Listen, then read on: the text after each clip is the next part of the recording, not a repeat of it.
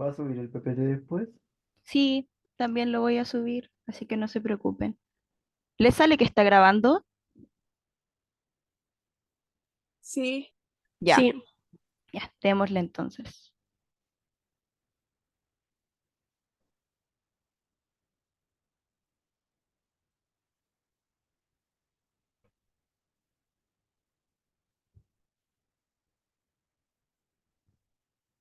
Estoy admitiendo a gente que está en la sala de espera, por eso no he empezado al tiro, pero en breves.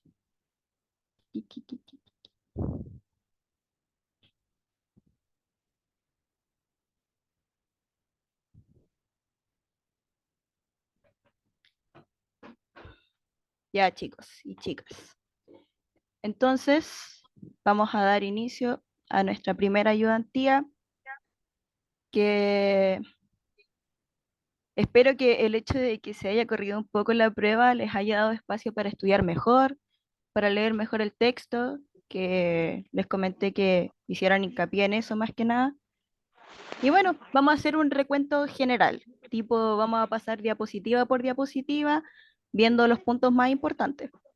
Igual, quiero hacer inmediatamente como un aviso que lo que esté en la ayudantía no es lo único que va a entrar en la prueba, por si acaso, para que después no le digan al profe, no, es que no vimos eso en la ayudantía, así que no lo puede preguntar. Es más que nada lo que yo considero que deberían tener como claro como el agua, que les va a ayudar en este curso y que les va a ayudar en el resto de cursos en general. Entonces, ¿hay alguien con el micrófono abierto? Si se puede silenciar, porfa.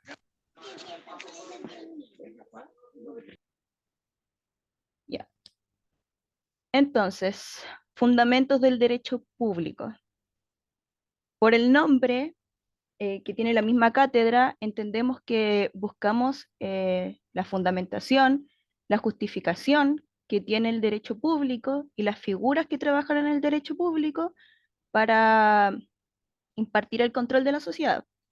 Entonces, la clave del curso es que cuando nosotros hablamos de este curso general, deben relacionarlo a la palabra poder. Y en la diapositiva hay diferentes formas de poder que les presentó el profesor, pero tienen que quedarse principalmente con dos, que es el poder institucional, que corresponde a la suprema potestad rectora y coactiva del Estado. Con coactiva hablamos de coercitivo, o sea, que tiene la facultad de, que tiene el poder de, que está justificado su actuar. Y por otra parte tenemos el poder social, que corresponde a la capacidad de una persona o de un grupo de personas de llevar a cabo su voluntad, incluso con la oposición de otras. Deben ver ambas como que están directamente de la mano, porque a partir del poder social eh, que establece su voluntad, incluso o sea, sobre el resto de otras personas que quizás no pueden estar apoyando la misma voluntad, es que se le da el poder al Estado, por ejemplo, que es una de las instituciones fundamentales que hemos visto de momento en el curso, para poder actuar. Somos nosotros los que con nuestro poder social le damos el poder al Estado para que nos gobierne, para que nos instituya reglas, para que nos limite nuestra libertad en cierto punto y para que nos haga obedecer por el legítimo uso de la fuerza, que a eso se refiere directamente la coactividad del Estado, legítimo uso de la fuerza, poder. Y hemos logrado desarrollar el poder social a través de lo que es la capacidad de abstracción, que como vimos en clases, la principal diferencia que tenemos entre los animales, por ejemplo, que ellos igual se agrupan, tienen dinámicas parecidas a las de una sociedad, pero no es lo mismo de nosotros, porque nosotros a través de la capacidad de abstracción nos reunimos, hacemos consistente este poder social a través de la búsqueda de un bien común a todos. Entonces deben relacionar directamente este término, el de capacidad de abstracción, con la búsqueda de un bien común.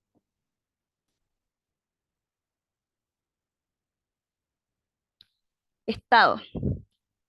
Anteriormente con el poder institucional, hablamos un poco de lo que se trata y deben relacionarlo directamente al Estado, que el profesor les mostró diferentes formas de Estado, cómo se han ido constituyendo estos a través del tiempo, desde monarquías hasta estados más libres, liberales, hasta un estado más democrático, que es el que nos rige hoy en día. Y em, de esto deben desprender más que nada lo que es el Estado de Derecho, que el Estado de Derecho es lo que nos hace que básicamente no seamos una dictadura o el caos total y desorganización de la sociedad, ya que este nos asegura condiciones básicas de vida em, a partir del estado de bienestar, que es dar a cada uno lo que corresponde para que pueda vivir mínimamente, entrega una estructura de poder representativo, o sea, existe un nivel jerárquico a través, y eso queda muy bien planteado, que el Estado es superior, nosotros debemos obedecer al Estado. Existe un vínculo jurídico entre el Estado y las personas, que se manifiesta a través de la personalidad, y es que a pesar de que está este nivel jerárquico, que el Estado es superior a nosotros, de todas formas el Estado nos hace ser partícipes de él, nos entrega una personalidad, eh, que es la personalidad jurídica, que es la aptitud para ser titular de derechos, obligaciones y el reconocimiento de capacidad jurídica para obrar.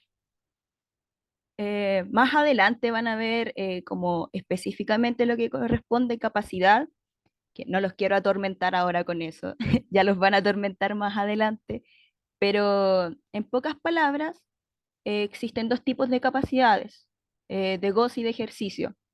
La capacidad de goce corresponde a que nosotros podamos ejercer nuestros derechos y ampararnos eh, ante ellos en la sociedad, y la capacidad de ejercicio corresponde a la capacidad de ejercer estos derechos, como por ejemplo cumplir con nuestro deber cívico, etcétera, el poder votar. Entonces, eso principalmente. A pesar de que el Estado cumple un rol superior jerárquico frente a nosotros, nos entrega herramientas para que seamos partícipes de él y podamos administrar socialmente em, el, el que todo funcione como corresponde, básicamente. Y bueno, el profe les puso diferentes tipos de conceptos de Estado, que él dijo que ninguno era más válido que el otro, pero que sí hay uno que tienen que recordar más que cualquier otro, y es el concepto deontológico del autor Jauriou. ¿Por qué? Porque este concepto, más que nada, apunta a la finalidad que tiene el Estado hacia nosotros. Leámoslo detenidamente. Igual les subrayé con rojo como los puntos esenciales que deberían recordar, porque si bien recordar cosas de memoria ayuda, finalmente en tu memoria a corto plazo se van a ir. Pero mientras ustedes recuerden esos puntos esenciales de la definición, y si los preguntan en la prueba, ustedes los coloquen, todo bien, ningún problema. Entonces, agrupación humana fijada en un territorio determinado y en la que existe un orden social, político y jurídico orientado hacia el bien común, establecido y mantenido por una autoridad dotada de poderes de coerción, que es lo que les hablaba hace un rato, el oblígame, como dice el verdadero autor de Tommy Daly. Eh, el Estado está facultado para obligarnos, a pesar de que quizás podamos estar no muy de acuerdo con ciertas premisas que éste establece, em, tiene el poder de coerción que nosotros mismos le entregamos como agrupación humana. Y esto corresponde a un orden social, político y jurídico. Tiene influencias en todas esas áreas. Y la finalidad principal, que es lo que corresponde al concepto en general, es el del bien común, alcanzar la estabilidad dentro de la sociedad, y que todo corresponda a, más que nada, un concepto de equidad entre las personas, que cada uno le toque lo que le corresponde, y no haya un concepto de injusticia.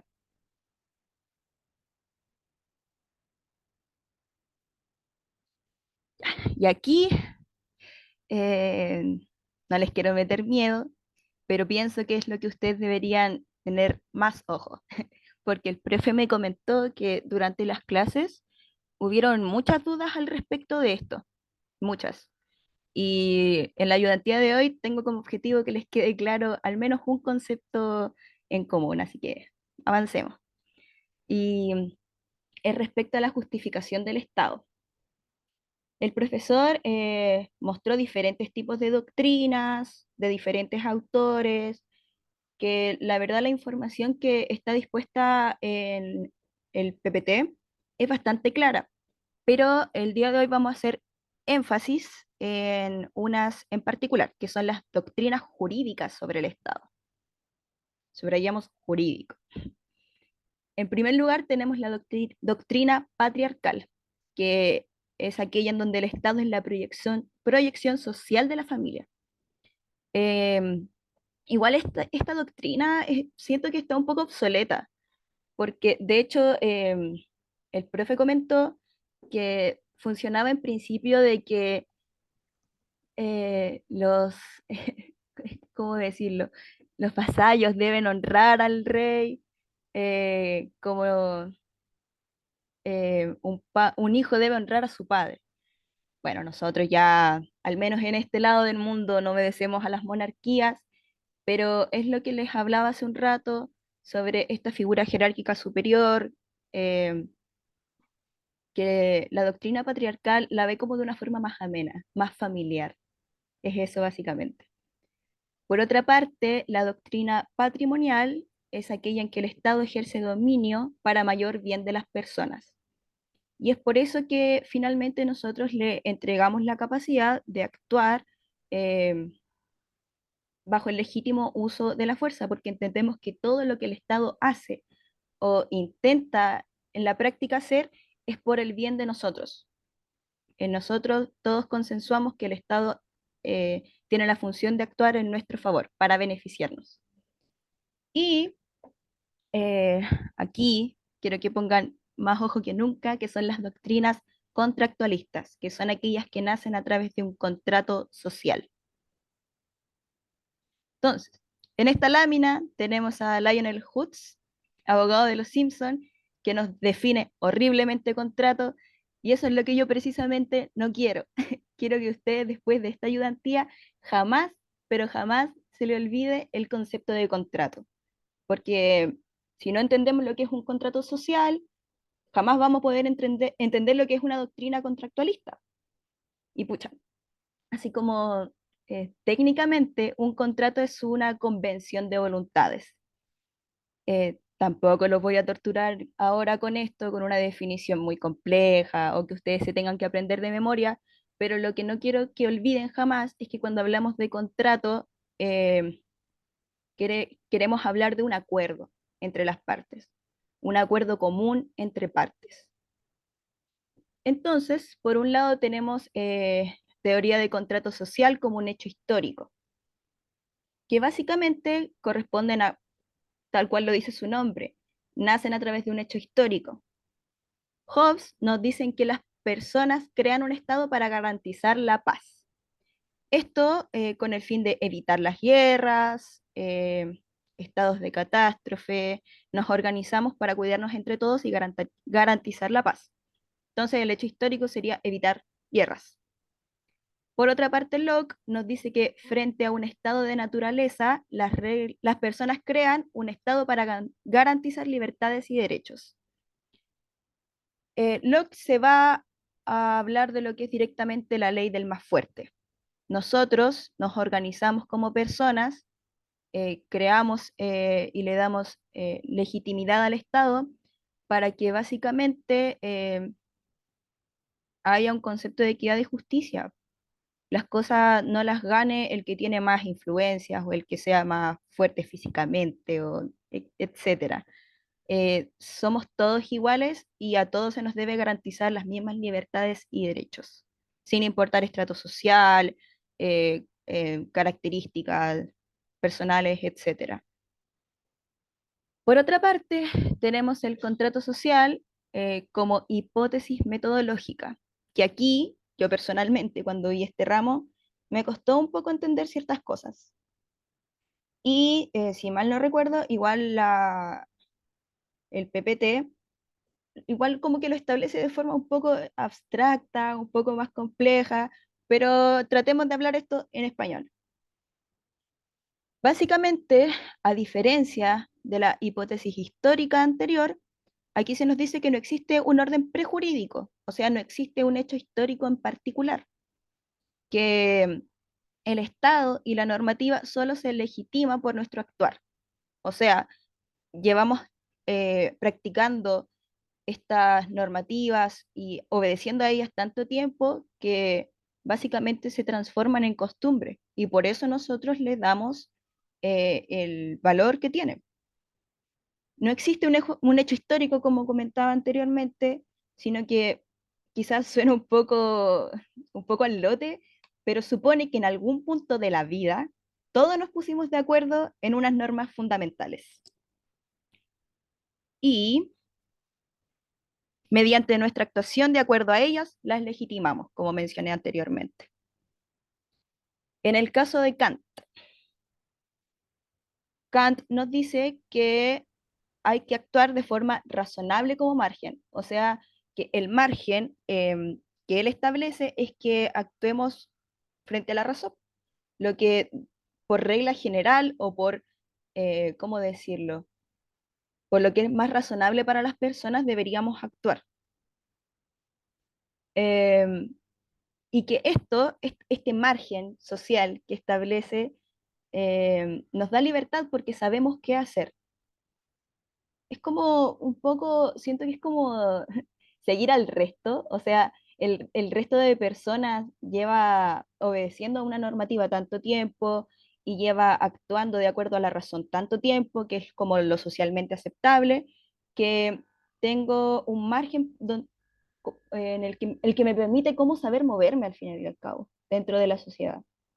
A eso se refiere con libertad, que puede sonar un poco contradictorio, pero que haya un margen quiere decir que hay un patrón, hay un camino a seguir. Entonces ese es el concepto de libertad que Kant intenta plantear. Em, por otro lado, Rawls nos dice que estas normas trabajan y se establecen a través de lo que es el velo de la ignorancia. Y esto apunta a que las reglas no están dedicadas a un sujeto determinado. ¿A qué me refiero con esto? Que el legislador, el Estado, las instituciones de por sí, no crean mujeres, o sea, no crean normas para mujeres, hombres, ni para ricos, ni pobres. No se toma ese margen social o ideológico, etcétera, sino que supone que todas las personas deben estar respaldadas a través de la idea de lo justo. Eso más que nada. Em, ¿Alguien tiene alguna duda respecto a esto que me gustaría que quedase bastante claro? No les aseguro que lo van a preguntar, pero yo lo preguntaría si fuera el profe. Es como de las materias más importantes de la prueba. Una consulta donde dice contrato social como hecho histórico, no son tres autores, o sea, son tres, o sea, sé que son Hobbes, Locke y hay el Rousseau o algo así, bueno, A ver, te confirmo de inmediato. De todas ya. formas, yo recuerdo que son esos dos, pero es que si hay otro más, les recuerdo que les comenté que al menos en esta diapo y en esta ayudantía vamos a ver lo fundamental, o los Ah, márgenes ok, que ustedes deberían tener al momento de estudiar. ya. Aquí.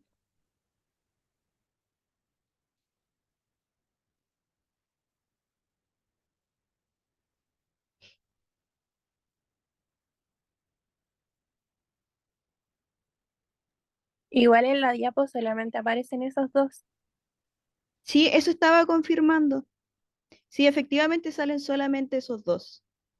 Así que esos dos ténganlo clarito, como el agua, al menos.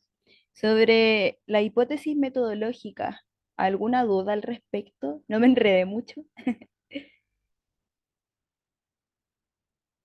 Nada de nada. Ok.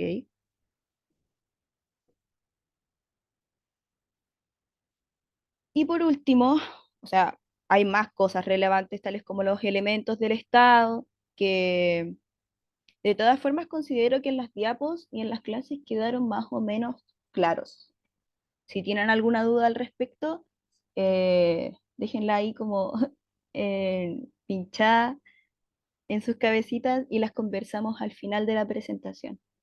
Pero, consiguiente a eso, tenemos las formas de Estado, que las formas de Estado obedecen a la forma en que tienen los estados para organizarse, como a partir de la organización que estos tienen, distribuyen el poder para controlar a las personas.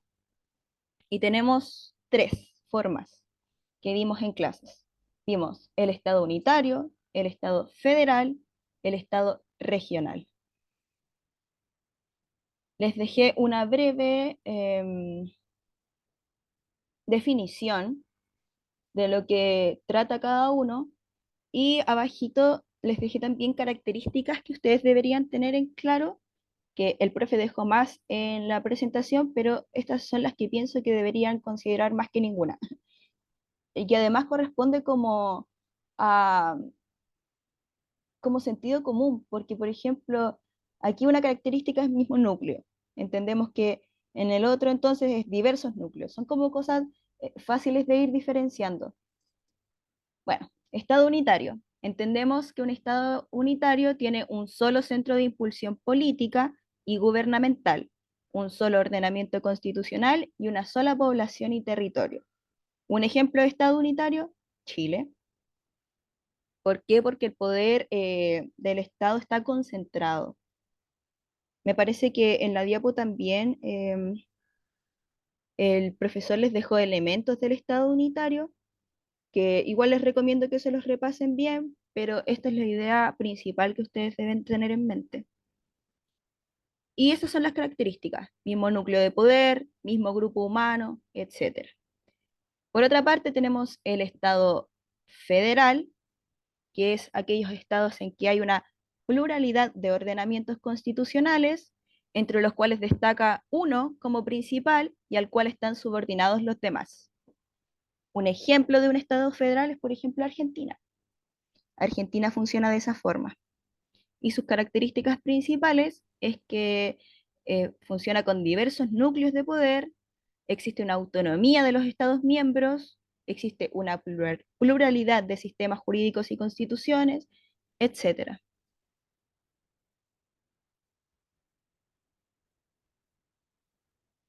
Y por último, tenemos el Estado regional, que es un intermedio entre el Estado unitario y el federal, en el cual existe un único núcleo de poder político, pero se admite un mayor grado de autonomía política y económica.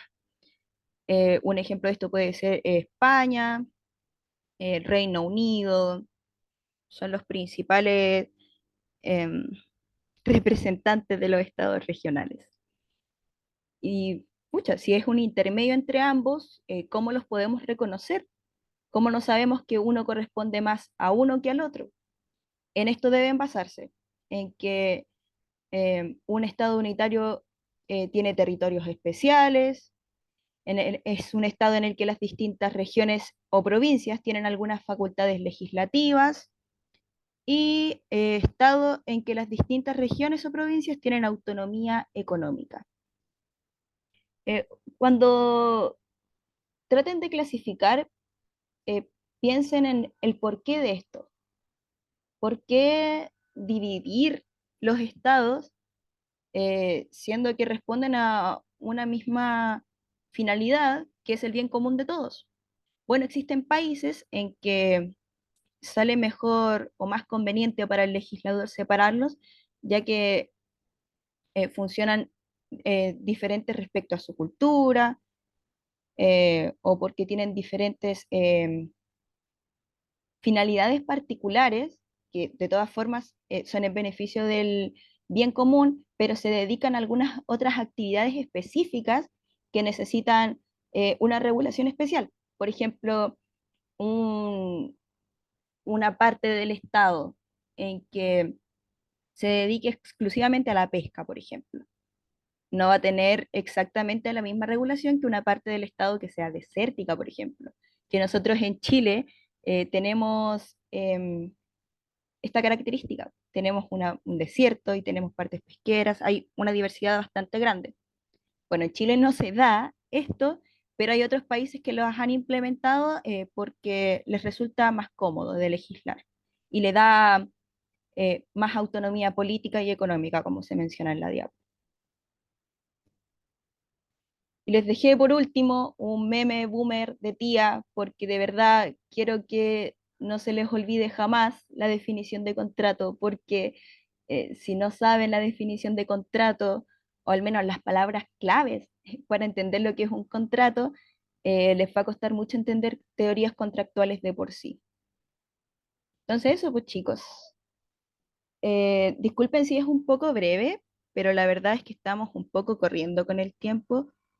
Pero voy a dejar este espacio abierto a dudas de algo en particular, algo que no hayamos visto, que no entiendan particularmente. Es momento de hablar.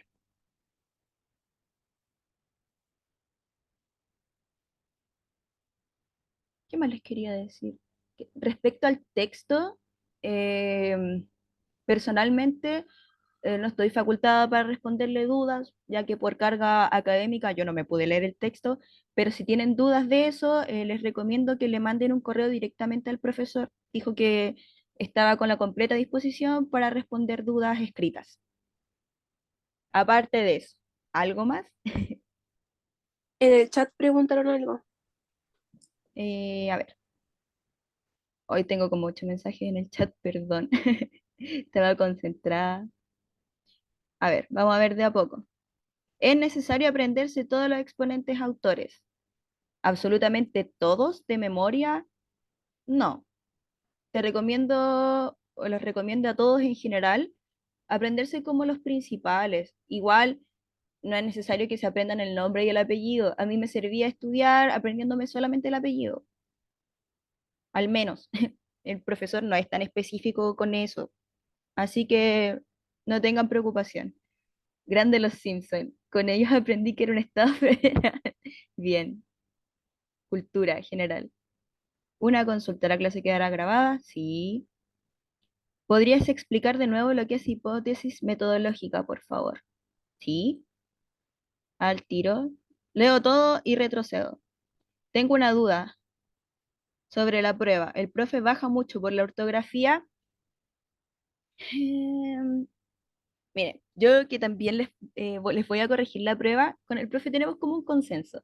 No somos tan brutalmente eh, asesinos con la ortografía, pero igual si hay como faltas ortográficas realmente que derriten los ojos, consideren que si les va a bajar, pucha, no me acuerdo, parece que en un curso habían escrito Constitución con S, así, pero cosas horribles. Si son aberraciones a la ortografía, tengan miedo. Pero pucha, si se les olvidó un tilde, o si se les olvidó cómo se escribe un apellido, no se preocupen. Las faltas de ortografía chicas, generalmente nosotros cuando son 3 o 4, ahí bajamos puntos, pero si es una, algo pequeño, no hay problema.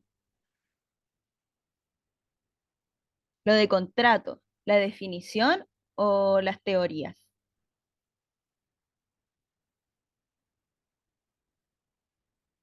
Las preguntas sobre el texto serán de aplicación. Em, Como expliqué en un principio, hay algunas, como son formatos diferentes de prueba, hay algunas que son más específicas sobre aplicación y hay otras que son más generales sobre conceptos. Puede que les toque cualquiera de las dos opciones, como todos los formatos de prueba son diferentes, así que les recomiendo que lean cuidadosamente y repasen. Definición de contrato y teoría. ¿Ya? Vamos a retroceder a esa diapo en específico que quedaron con algunas dudas. Ti, ti, ti, ti, ti. Definición de contrato. Yo les dije que no quería perturbarlos tanto con una definición como muy técnica, pero con que ustedes sepan y tengan en mente que un contrato es una convención de voluntades, o sea, un acuerdo entre dos partes, dos o más partes, perfecto. Porque si ustedes comprenden cómo funciona un acuerdo entre dos personas, van a entender lo que es un contrato social. ¿En qué se basa un contrato social? Que pucha, acá no hay dos personas, pero hay un país, por ejemplo, que está de acuerdo en un punto, en una primicia, y lo respaldan. A eso me refiero con que tengan en cuenta el significado de contrato y a lo que quiere apuntar que nosotros conozcamos lo que significa un contrato. Las teorías. En resumidas cuentas, recordemos, hecho histórico apunta a, como dice tal cual el título, se crea un contrato social a través de un hecho ocurrido. En el caso de Hobbes, se garantiza la paz para evitar la guerra. En el caso de Locke, se garantizan derechos y libertades para avanzar de lo que es la ley del más fuerte, para que sea justo y equitativo para todos, que todos tengan las mismas condiciones. Y por otra parte, en el contrato social como hipótesis metodológica, no existe lo histórico como en la hipótesis anterior. No existe un orden prejurídico, sino que en algún punto de la historia nosotros nos pusimos de acuerdo en ciertas normas y por nuestro actuar se fueron legitimando con el tiempo. O sea, que es lo que yo hablaba. Al final las normas tienen validez porque nosotras los hemos repercutido a través del tiempo. Hemos obedecido a estas a través del tiempo, em, hemos creado más a través del tiempo. Entonces, es esta suerte de costumbre, mediante nuestro actuar, lo que termina determinando lo que es legítimo y lo que no. Sé que suena un poco extraño decir como en algún punto, pero genuinamente es así. No hay un antecedente histórico. Es simplemente algo que va evolucionando a través del tiempo. A eso se refiere más que nada. Ya. Y básicamente, sobre Kant, eh, nosotros creamos normas y obedecimos a normas respecto a un margen de lo que es razonable. Actuamos de forma razonable, de forma que sea aceptable para el resto de la sociedad. Y esto nos entrega cierta suerte de libertad porque como hay márgenes establecidos, sabemos qué hacer. Sabemos que ir a votar es bueno porque hemos visto a generaciones participar de la democracia y sabemos que eso nos lleva a un bien común, que es poder elegir nuestros representantes, etcétera.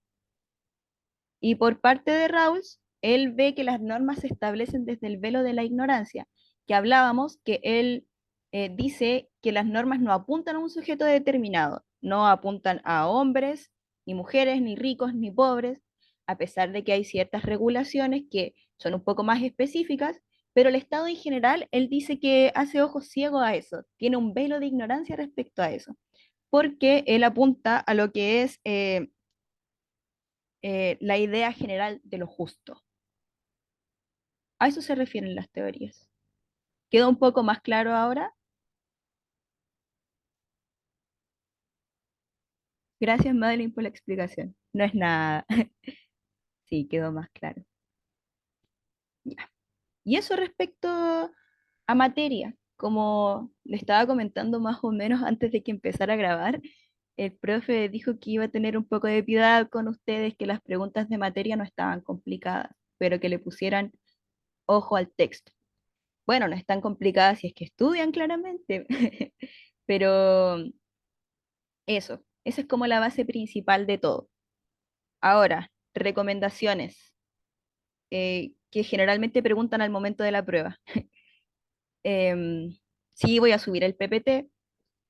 Eh, en primer lugar, hagan respuestas que sean como un texto en general, porque me acuerdo que había una chica que respondía las pruebas como con esquemas, así como con lluvia de ideas, y, y pucha, a lo mejor hacer una lluvia de ideas como al margen de la página les puede ayudar a responder y a organizar su respuesta, pero no dejen eso como respuesta. Es difícil de corregir, y si es difícil de corregir, existe la posibilidad de que se les bajen puntos, porque no queda claro para nosotros lo que ustedes quieren decir. Así que eso, respondan un texto consistente, armadito. ¿Qué más? A pesar de lo que dije recién, igual pueden enumerar ciertas cosas, tipo, las teorías son uno, 2, 3, y ahí las definen una a una. Hacer eso está bien, no hay problema. Me refiero así como encerrar cosas en cuadrados, que lo he visto. Entonces, por eso se los digo desde ahora, para que no vayan a cometer ese error. ¿Y qué más? Eso más que nada. Recordarles que son 4 preguntas en la prueba y que se pueden responder solo 3, pero la del texto es obligatoria. Esa tienen que saber responderla sí o sí. Las de materia pueden elegir cuál dejar aparte. Y eso pues, ¿alguna otra duda? Consulta antes de terminar la presentación. Esto es como lo más elemental para aprenderse. Sí, efectivamente. Es lo que personalmente yo cuando di el curso me sirvió como ponerle más ojo y les da como una base. Yo tengo un profesor que siempre dice que alguna otra cosa que debamos aprender bien. Sí, conceptos, que es lo que iba a decir ahora. Que hay un profesor que dice que, por ejemplo, uno de repente no se acuerda como específicamente de algunas palabras, de las teorías, etcétera, pero si se acuerda de la definición en general es como si tuvieras un casquito. Entonces, uy, cuando te llueven las balas, tenés tu casquito para protegerte, tenés como aprendido las definiciones para protegerte y a partir de eso te puedes salvar mucho en una prueba. Es importante tenerlo en consideración. Y eso, estaríamos listos entonces si es que no hay otra duda. Ya, chicos. Entonces voy a terminar la grabación. Muchas gracias por conectarse. Si necesitan cualquier cosa, pueden escribirme un correo o lo pueden escribir en el foro para que lo debatamos o cualquier solicitud en particular, cuenten conmigo siempre. Y eso, nos vemos, que estén muy bien. Éxito con su prueba. Estamos al habla. Chao. Chao, gracias. Muchas gracias. Chao. No es nada. Gracias. Chao. Chao.